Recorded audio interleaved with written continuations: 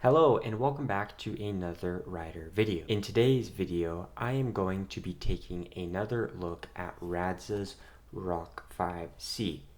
Specifically, I'm going to be comparing the thermals of the ROCK 5C with and without an active cooler slash heatsink on the ROCK 5C.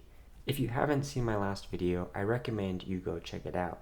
It'll be linked down below in the description or on screen now in one of the corners. And if you're new around here, consider subscribing to support my YouTube journey.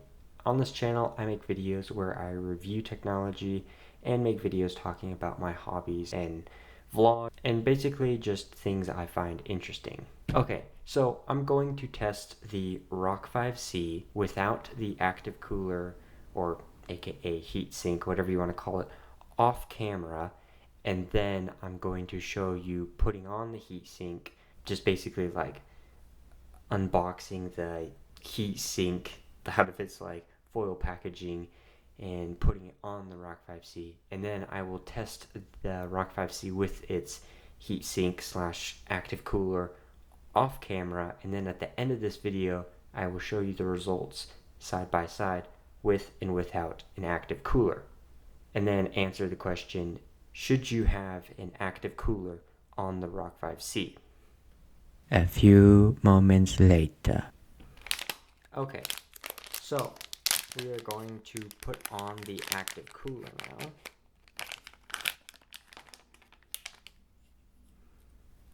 Some thermal pads, and then here is the Radxa active cooler. So before I put this on, I just want to say huge thanks to Radxa for sending me the ROCK 5C for my previous video. I've had a whole bunch of fun playing around with the ROCK 5C and gaming on it. I've been using it lately to play Minecraft Java Edition. It's something that works kinda really well on the ROCK 5C once you get it all set up and everything properly running. I can average about 100 FPS with some tweaks like running Optifine and changing some settings in games, vanilla settings, and it's been pretty fun. So thank you, Radxa. So what it looks like comes in the bag. I don't know if this comes in all of Radxa's heatsink packaging or not, but it looks like we have two big thermal pads, and then we also have two little thermal pads. So I think that one of these, one set of each of these is a backup, and then I think that you only need two for the actual ROCK 5C, I think. Okay, so I'm gonna put one big pink pad here, and then, wait, actually, where does this sit?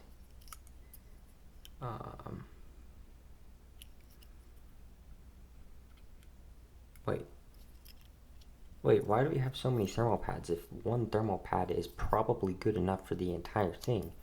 Like if we just take a look at like where this sits. Ooh, that was close. Ooh. Like if we just take a look at where this sits, it sits kind of like that. Where would you need another thermal pad? Interesting. Alright, well, for the thermal pads, let's peel one side off.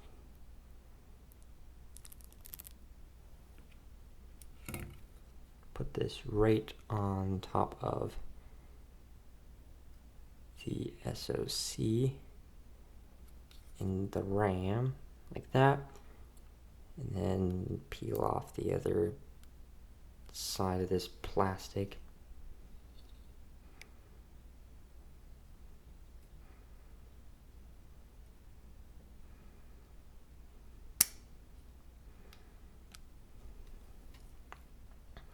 There we go. And now we just take this actual heat sink fan thing, and we use these like pin things in these holes right here, not these big holes, but the smaller ones, these two that are 1, 2, and then we just line this up.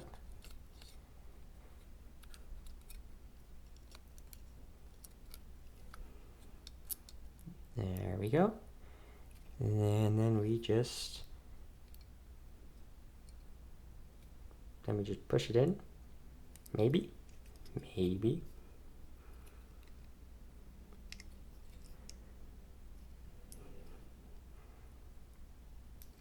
Technical difficulties. Okay, so I thought that pressing in these things would be easy like a Raspberry Pi, but it is not. There we go. You gotta like actually exert some effort to get these through the holes, which is not exactly the funnest thing. I am so worried. Like, that sounds like I like broke something, but I don't think I did. And then this wire is pretty long, so you just kind of tuck it in this fin heatsink thing right here, and then plug it in up here. There we go. There we go. So now we have the active cooler heatsink for the ROCK 5C on here, and I only used one thermal pad. I don't know why we got so many.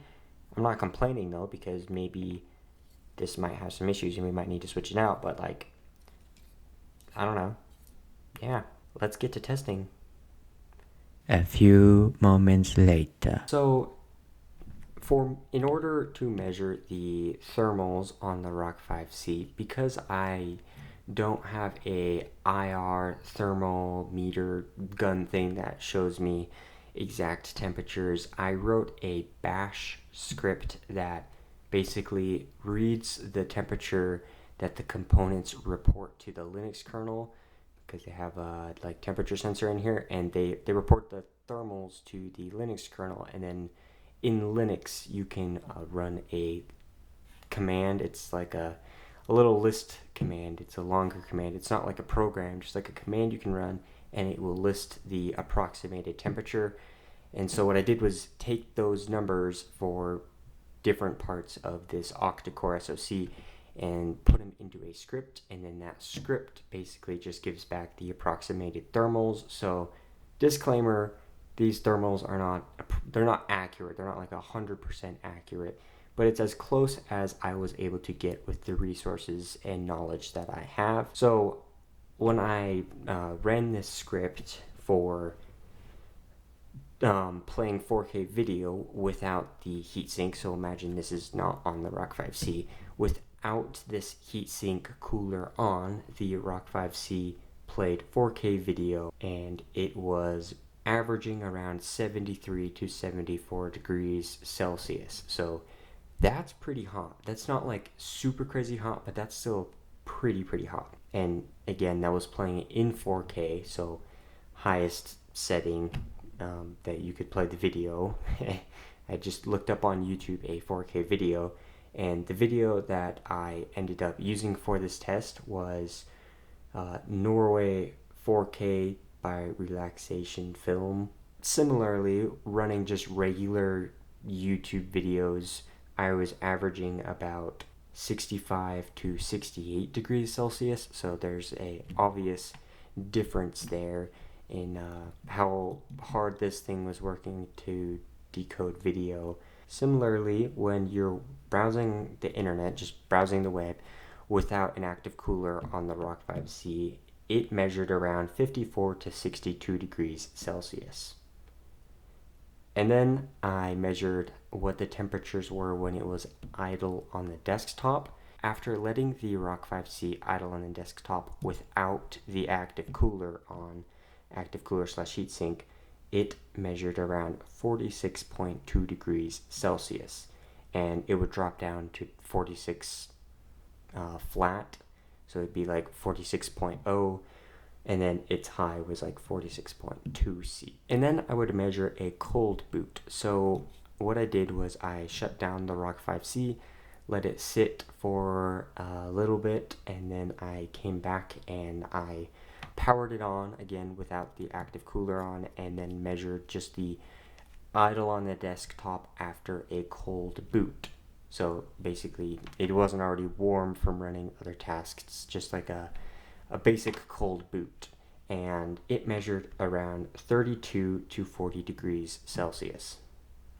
After adding on the Radxa ROCK 5C active cooler / heatsink, I ran those same 6 tests again, and here are those numbers. But first off, I just gotta say, something to note is that the active cooler on the ROCK 5C is not quiet at all. So the Raspberry Pi 5's active cooler, when it's running at 100%, you can barely notice it. It's still pretty quiet. But on the other hand, the Radxa ROCK 5C, when this thing spins up, you can hear it. It is pretty loud, and it does not stay on for a long period of time. It only spins up to remove thermal heat when it's starting to get like above 60 degrees Celsius, and then it will spin down. So when the temperatures fluctuate around like 60 to 61, this thing is spinning up, spinning down, spinning up, spinning down, and it's very obnoxious. It's pretty loud. Now, it's like tolerable, but it's also still kind of pretty annoying, because if you're expecting it to be quiet, just note that it is not quiet. I mean, it's not loud by strictly speaking. It's not loud, but it's also not quiet. It's fairly loud, but that's a little bit off topic. So back to the thermal comparison. So when I put the heatsink on the ROCK 5C and then ran those same tests, when I played the same 4K video, the temperature after 10 minutes was 49 to 50 degrees Celsius. Now it was averaging like 49.5 degrees Celsius, and when I was running some general YouTube videos, like just like watching YouTube for a little bit, I noticed that the ROCK 5C with the active cooler on was averaging about 43 to 44 degrees Celsius. And then when I was browsing the internet on the ROCK 5C with the active cooler on, I noticed that the ROCK 5C didn't get hotter than 41 degrees Celsius, so it stayed pretty relatively cool. Now, for most of these tests, I took screenshots of the thermals and the tests that I was doing, because I could not get screen recording to get up and working on Armbian. But the screenshots that I took, they're not really like super informative, I don't think, and they may or may not illustrate the point the way I'm trying to give it, or for it to come across. But just like a little bit of like a side note tangent, I forgot to take screenshots for the web browsing test for the ROCK 5C. So I don't have a screenshot to back that up, but yeah, I think when I'm talking about these tests, Editor Me hopefully is putting up the screenshots from those tests, and if not, that's unfortunate, but you'll just have to take my word for it then. Moving on to when I was running Stress NG and GL Mark II to stress the ROCK 5C and make it get as hot as possible, one thing I did notice is that the ROCK 5C did not get over 61 degrees Celsius. And it got to 61 at its highest, but it was rarely over 60 degrees Celsius. And that, to me, was mind-blowing. There was like 12 to 14 degrees cooler than it was without the active cooler, which is just, that's pretty mind-boggling. It's impressive to me. That may not be impressive to you, but in my opinion, I think that's kind of pretty impressive. And then when I let the ROCK 5C idle on the desktop with the active cooler on, it idled around 40.7 degrees Celsius. It rarely hit 40.7. In fact, it was idling at about 40.0 degrees Celsius. And then I did a cold boot test. So I booted up the ROCK 5C after it had been cooling off, sitting powered off for a little bit, and it was idling on the desktop at 25 to 26 degrees Celsius. That's pretty impressive to me, but there's also this something that I have to confess, and this is a little bit embarrassing, but also kind of funny. So hello, this is Editor Ryder here. I'm re-recording this as I'm trying to edit this video. When I was putting on the active cooler on the ROCK 5C, and I didn't catch this until unfortunately today, and I didn't know I was supposed to peel it off. So what I did was I put the thermal paste pad thing on here with the sticker on, and I stuck that on there, and then I ran my thermal tests to like comparing with and without the heatsink. So there was only this small little like hole right here between the SoC and the heatsink where the SoC was touching the heatsink, but like barely. I don't know if this sticker piece affected the thermals too much, but it may have. So take those thermal results with a grain of salt. This, like with the sticker removed, the thermals might be better or they might be worse. Probably not worse. They probably, if anything, are a little bit better. But I mean, I guess you never really know. So yeah, it's really embarrassing that I didn't catch this earlier when I was filming the part where I was putting on the active cooler, but I mean, yeah, I think it's kind of funny that sometimes you make silly mistakes like that. So yeah. In conclusion, I think that you should order a heatsink for your Radxa ROCK 5C. I mean, there's honestly no real reason why you shouldn't. It would only set you back $3 or $4 when you are actually ordering your ROCK 5C. And I mean, all you get is benefits. This thing keeps your ROCK 5C cool. It will help you get all the performance that you can out of it because it's not going to thermal throttle when you're doing some crazy intensive tasks. And it's also only like $4. So you're not really losing much, but you're gaining, I don't know. It just keeps the ROCK 5C cool. I think that you should pick up a ROCK 5C cooler with your ROCK 5C, but that's just my opinion.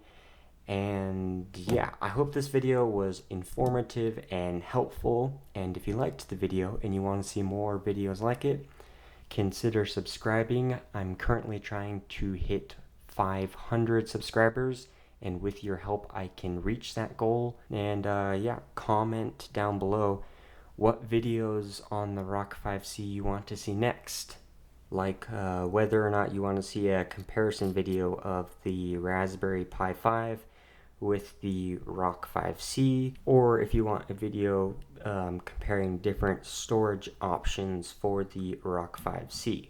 And yeah, thank you so much for watching, and you will hear from me in my next video. Peace.